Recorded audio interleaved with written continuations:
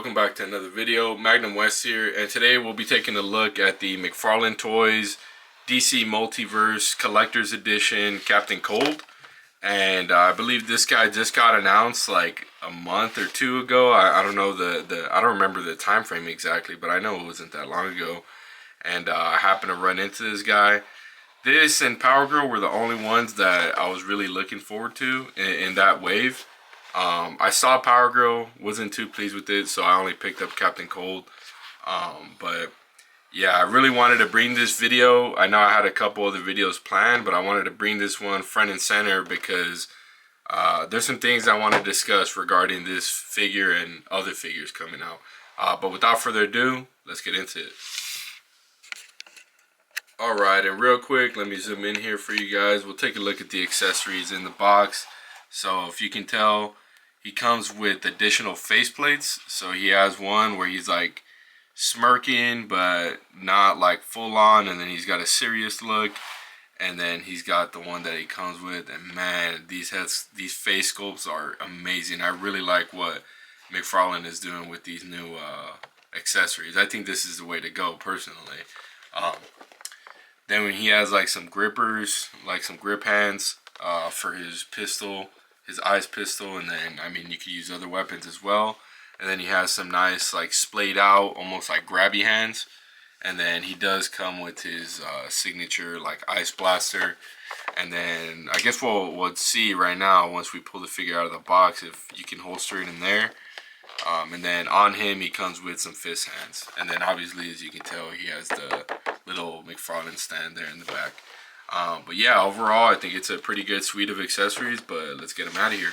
Alright, now jumping into aesthetic and articulation. So as you can tell, I personally really love this figure. I mentioned it a lot, but I used to play this game called DCUO.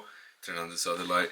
And I used to rock his like little beanie thing, and it had like a blacked out face, so you could just, you know, have his hoodie and then his aesthetic. And I used to run this aesthetic appearance a lot in that game, so maybe I'm a little biased towards this, but I really freaking like his look, man. I love his like evil grin that he's got going on. It's like super villainy, you know. It's really well sculpted. The little like, you know, this probably has like a name, but little like fur thing he's got on him. And he's got like the cool belt and holster.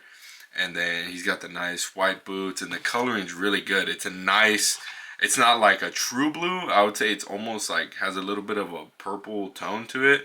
But it just fits so well. And I know some people like bag on like, you know, repaints and stuff like that. But I think there's enough new on this figure where it's new, right? And here I have it pulled up on my phone. As you can tell, like kind of side by side, I don't own this figure, so I think everything is the same except for the belt, this, and obviously the head. And then I think I want to say that the like boots are a little bit different, but like I said, I don't own this figure, so I could be wrong. But I think everything from like the neck up and like this thing up is new. And then the belt's new. And then obviously different paint. And he doesn't have like the little, you know, the little symbol on him. But nevertheless, I mean, all companies do it. You know, Mafex does it with their Spider-Man book. They have like 8 different Spider-Man figures on that book. So I don't think it's a big deal. Especially when it works and they add enough new to where it feels like it's worth it, right? And the number one thing that like I love about this figure is it looks like a you know, comic book character. He has like a small waist, broad shoulders, you know, big legs, and like he has a really nice aesthetic. I love that. I love it. It's almost like a little bit of windblown on the little fur thing he has up here, a little sweater thing he's got going, and then the sculpt of the little beanie, man. Oh man, this thing's so good, bro. Freaking man, honestly, like I wasn't collecting McFarlane's, but recently like his figures have been fucking A1, man. Real sick. But yeah, that's pretty much the aesthetic as far as that goes, just kind of giving you guys some insight. But the articulation, we'll cover the faceplates right now. But so I think he's on the like the Nightfall Batman kind of thing, where it's like there's no head. It's just like the neck piece that goes into the head. So he moves up, looks up about that much. His freaking big ass shin's gonna hinder. And then, you know what? I'll take off the face for this. He'd be able to look down a lot, but obviously, like, the big chin of the character is gonna kind of get in the way. But it doesn't get in the way of, like, the side tilt. Has really good side tilt, and then, you know, either side, and then obviously 360. So yeah, you're not hurting for any articulation there. Then for the shoulders, and you know, as expected, it's a little bit hindered, but all in all, I think it's still like good enough for most poses. The upper abdomen, it's not gonna get him a whole lot. You know, McFarlane, for some reason, he has it really good going back. And then with the lower, mine's a little tight. You know, you're not getting a whole lot. I'm gonna be completely honest. It's kind of trash. And then going back, same thing. You know, you're getting all right. And then, oh, real quick, yeah, he does have the bicep swivel, double join the elbows, and then he's got the ball hinge for the wrists. For the legs now, he actually goes up pretty well. Like that's on its own. I think that's like pretty well past 90. And then he's got double knees. And then for the boots, he doesn't have boot swivel, but he does have the hinge up, hinge down, and then he's got the ankle rocker. Mine's a little tight, but it does work really well. There you go. So you're gonna be able to get some really good poses, and this figure looks freaking amazing. Now to cover the faceplate like technology thing, I think this is the way to go because it keeps the figure cheap and it gives you pretty much what you need, right? I don't think it works for every single character. I think there's definitely characters where I think you have to give them different head sculpts, especially like if they're rocking like a different look or you know what have you. But for the most part, I mean, Mayfex did this with their Bane. You know, Rebel Tech does this. Like a lot of high-end companies do this, and the fact that we're getting it with such a like cheap domestic is pretty insane, right? It goes to show that like if companies want to do it, they'll do it. But yeah, overall, I think it's a really good figure. Looks really good, moves really good, and yeah. But let's get into some size comparisons, and then I'll be swapping. Right, here we got him next from left to right. We got him next to the DC Rebirth Deathstroke. The review for this guy is up, so if you haven't checked that out, make sure you go check that out. And then here to his right, we got the Marvel Legends Bullseye. I think this is like the first version of him, like the single carded. And then obviously here to the right, we got the new 2-pack or War Journal 2-pack where he comes with Bushwhacker, I think is his name. Punisher, like the 2.0, if you will. So obviously, as you can tell, it doesn't really fit in with 6-inch, but I think you could make it work. And then I'm planning, just need to take the time to do the boot or the height mod to all my McFarlane figures to make them 6-inch. But yeah, I think that works pretty well. All right, now I'm gonna really show off some wide variety. So obviously, here on the right, we got the forgot what the wave was called, but 30th anniversary Marvel Legends. Superior Spider-Man, the one that came with like all the tool joints and you know all the cool accessories and stuff. Then we got the Mayfex Dark Knight Returns Batman, and this is the black and gray version. Then we got the Mayfex Nightfall Batman or Bane, sorry, and then we got the DC Multiverse Collector's Edition grid. And I think this shows off the scale really well. And like I said, like it is a little bit taller, but I mean even Spider-Man, that's a smaller character, he's not that much taller. I think, like, obviously, to our photographers, it works fine. And then I think it's not that much bigger where it's going to break the scale. So I think it works. And then just getting these out of the way real quick. Showing off a couple more. And he's going to fit in really, really well with your DC Multiverse line already. Got the SHF Ryu. That is a custom head. It's a little bit smaller, but not by a huge amount. And then we got him next to bringing in some CT toys because I know these are like really popular right now. Got the CT toys, Black Suit Spider-Man. This does look kind of goofy. I'm not going to lie. Like, you know, he's almost up to his chest. Like, I don't think Spider-Man is that much shorter. But CT Toys, it does run a little bit smaller than the original Mafex. So, I mean, it works though. Like I said, it's all about angles and, you know, your imagination, really. And then kind of last comparison, and this one, just wanted to throw this in there because everybody has it, is the legendary Super Saiyan Goku. And this definitely looks weird, right? So I would say, like, with your imports, I don't think it's gonna work a whole lot. I think it's definitely gonna look weird. But with a lot of your domestic figures like Marvel Legends and, you know, especially the other DC Multiverse figures, I think it's gonna fit in just fine. Alright, but if you just came for the review, that pretty much wraps up the review. There's really nothing else I have to say about the figure. Like I said, I think it's a really good bang for your buck. I think it's really good that we're getting new technology in the McFarlane Toys line, and really not at much of a greater price. I believe the original retail figures are like $22.99 and the collector's editions are just $29.99. I know that's like a $7 pay bump, or not pay bump, sorry, but cost you know, bump. But honestly, I think they're pretty worth it for the most part. I do wish, and I definitely, like, I'm not biased towards any of these lines. I definitely think that what you're paying, I think there should be at least one, like, effect piece for every character, and then maybe like one more set of hands. But overall, I mean, I think you get pretty much what you're paying for. I don't think there's really anything being left out. And then yeah, like I definitely think that the technology we're getting with the faceplates is definitely like worth it. Let's see if it'll focus in. But the way it works is basically you pull out the face and then it has like a plug-in. Mine are a little loose, so I hope if you do get these, they're not as loose. But I definitely wanted to take this time to recognize. I know it's like super big in the community right now.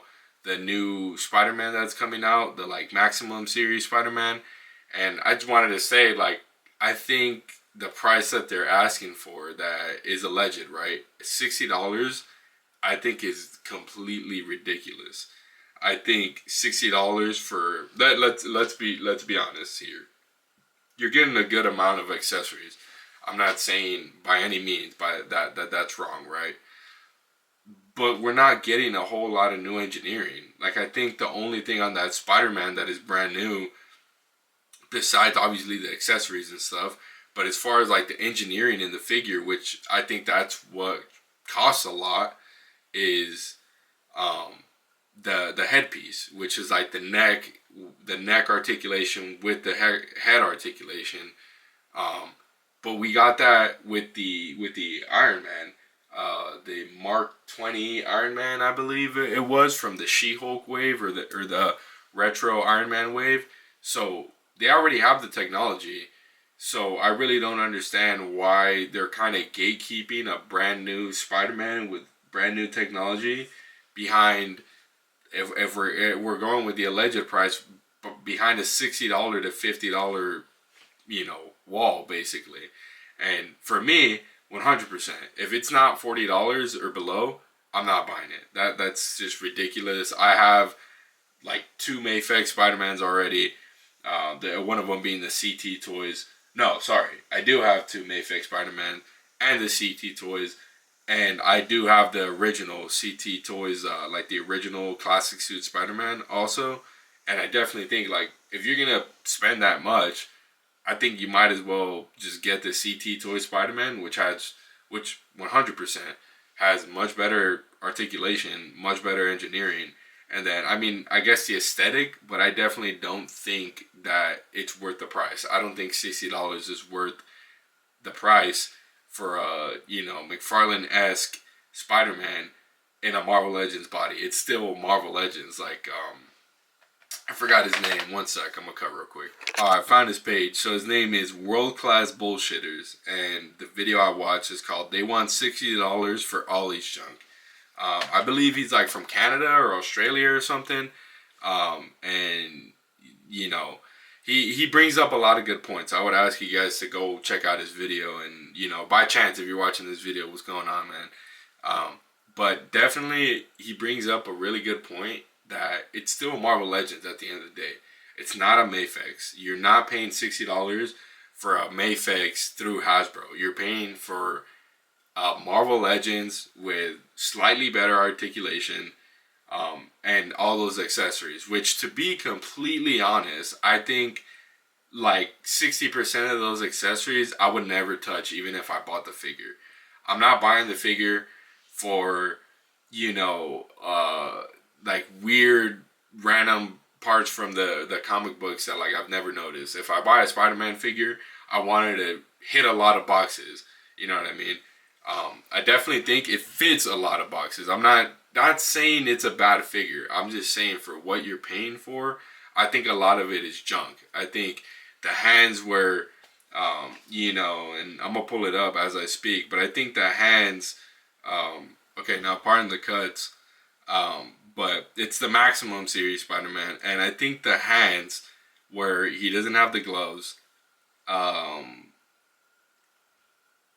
that accessory, and honestly, I think the web accessories are kind of trash because they're gonna suck. They're gonna be like that flimsy, weird material that Marvel Legends uses for their web effects, and then the really good thing I would say is the suite of hands he comes with that have the gloves on them, and the 3 heads are pretty cool. I think the Peter Parker head looks trash. I don't think they've ever been able to make a good Peter Parker head. They're always like okay, and you just kind of got to deal with it because that's all it is. And the Spider Sense effect is pretty good. But if it's coming again, and I'll reiterate, if it's coming in at a $50 to $60 price point, you're talking about $50 to $60 for it looks like it's on the Secret Wars body. Looks a little bit modified, might be a little bit different with the Iron Man head. That's what's the important part, right? That's the Spider-Man figure, and you're paying $60 for that. I think that's outrageous, and I think that what McFarlane is doing here is the much better avenue. Mark them at $30, $35. Give him like 2 extra heads or faceplates or whatever you want to do. Give him all the hands that he needs and leave it at that. I think that's all that like anybody really cares about, because I don't see anyone really besides toy photographers or people who have like really in-depth collections utilizing that, right? And I mean, at the end of the day, most people, like 80% of people that do those things are probably going to go ahead and get custom webbings. And that's something you could decide to pay for. I don't like being forced to pay for something I don't want. But yeah, that pretty much ends the rant. But yeah, guys, that wraps up the whole video. Obviously, I did the review first, and I'm going to try to time-lapse this video, like add in the times for it so you guys can, choose what you want to watch. But regardless, we're at 400 subscribers. We're going strong. Videos are doing good. So I really, really, really thank you guys for everything you guys do. Please keep watching the videos, liking, sharing, commenting, all of that. I feel like I'm pretty good at responding to comments. If I miss your comment, I'm sorry, but make sure to drop one anyway. And as always, make sure you guys like, share, subscribe. Drop a comment down below. Like I said, I read all of them. I don't always answer, but I'll try my best to. And thank you guys so much for watching. I hope y'all have a really good day.